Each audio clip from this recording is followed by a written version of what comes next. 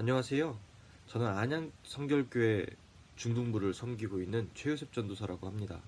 이제 앞으로 여러분들과 함께 쉽고 재미있는 교리 공부 그리고 성경 공부를 진행해서 나갈 텐데요.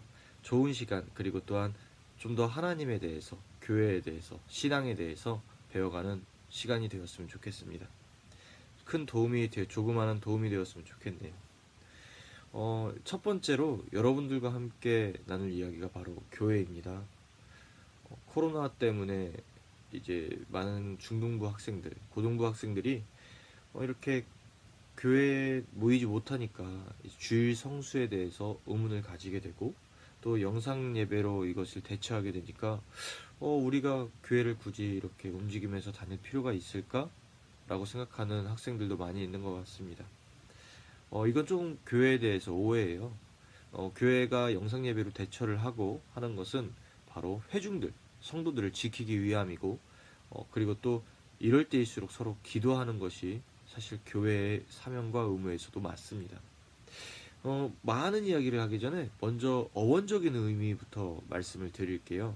그것을 먼저 알아야 여러분들이 조금 더 교회가 어떤 것인지 그리고 교회에 이런 모이는 사람들이 무엇인지 알 수 있을 것 같습니다. 첫 번째, 교회의 어원적 의미예요. 교회를 뜻하는 이제 고대 그리스어는 에클레시아라는 뜻을 가지고 있습니다. 바로 회중이라는 뜻인데요. 우리가 알고 있는 교회 이미지와 좀 달라요. 우리가 알고 있는 교회 이미지는 건물이 있고 십자가가 있고 뭔가 거룩한 예배가 진행되어가는, 거룩한 예전이 진행되어지는 그런 모임 같은데, 이 에클레시아, 바울이 당시에 썼던 단어인 이 에클레시아는 회중, 모임의 뜻을 가지고 있습니다. 더 정확하게 말하자면 무언가를 결정하기 위해서 모이는 모임, 무언가를 결정하기 위해서 모여진 회중들을 의미하는 거예요.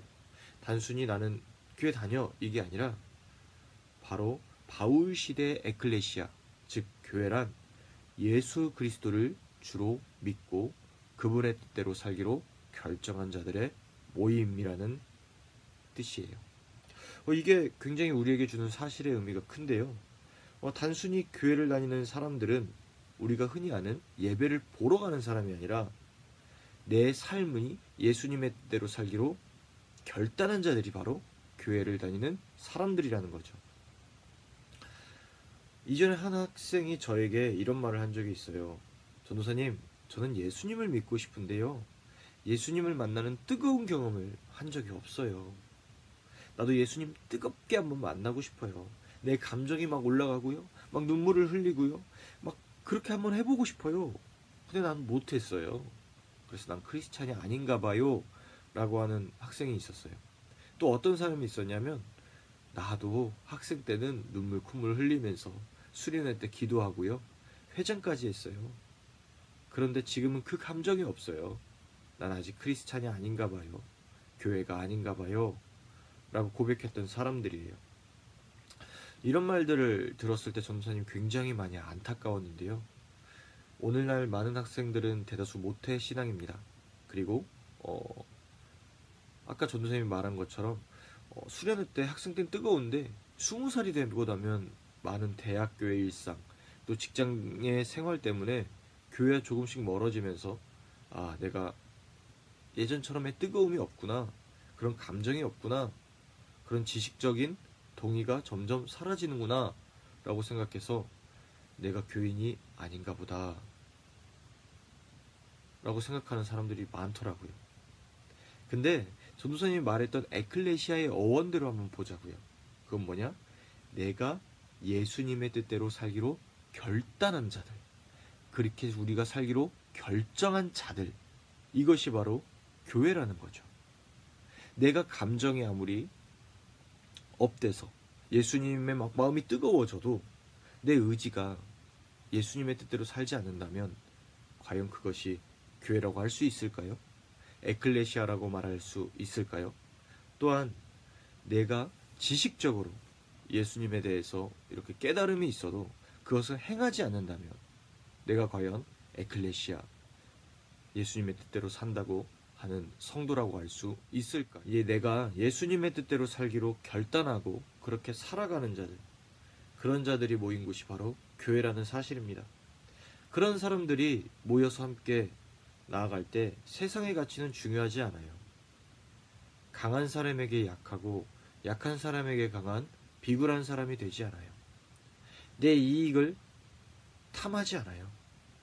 우리 이 세상의 최고의 탐하게 되는 것이 무엇이냐면 최고의 가치는 돈 아닙니까? 그런데 돈이 최고의 가치가 아니에요. 예수님을 주로 믿기로 고백하고 그렇게 살기로 결단한 자들이 모였던 초대교회, 바로 사도행전에서는 놀라운 일이 벌어지는데 바로 이렇게 성경은 말씀합니다. 43절에서 47절까지의 이제 글들을 쭉 올려줄게요. 모든 사람에게 두려운 마음이 생겼다. 사도들을 통하여 놀라운 일과 표징들이 많이 일어났다. 믿는 사람은 모두 함께 지내며 모든 것을 공동으로 소유하였다.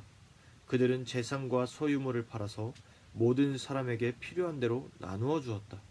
그리고 날마다 한 마음으로 성전에 열심히 모이고 집집이 돌아가며 빵을 떼며 순전한 마음으로 기쁘게 음식을 먹고 하나님을 찬양하였다. 그래서 그들은 모든 사람에게 호감을 샀다. 주님께서는 구원받는 사람을 날마다 더하여 주셨다. 세번역 성경입니다.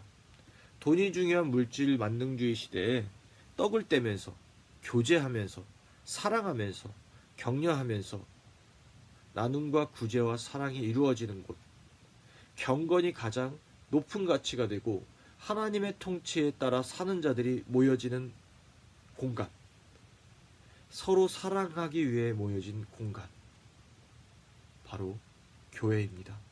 바로 에클레시아입니다. 제가 준비한 영상은 여기까지입니다.